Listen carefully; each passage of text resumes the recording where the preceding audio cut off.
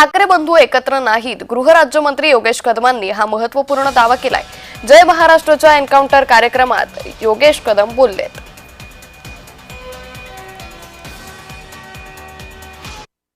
राज्यामध्ये जे राजकारण सुरू आहे, मराठीच्या नावावर ठाकरे बंधू एकत्र आले, कसं बघता याकडे? आणि वाटतं यावेळी टाळी एकमेकांना दिली जाईल?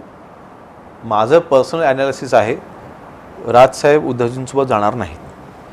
मराठी ह्या विषयावरती एकत्र येणं वेगळं,